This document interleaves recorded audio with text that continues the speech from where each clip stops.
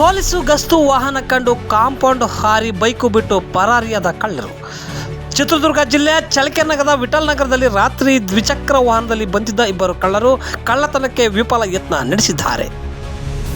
ಚಳ್ಳಕೆರೆ ನಗರದ ವಿಠಲ್ ನಗರದ ರಾಮದೇವ್ ಶಾಪ್ ಬಳಿ ಕಳ್ಳರು ಕಾಣಿಸಿಕೊಂಡ ಹಿನ್ನೆಲೆ ವಿಠಲ್ ನಗರದಲ್ಲಿ ಜನರು ಆತಂಕ ಮೂಡಿದೆ.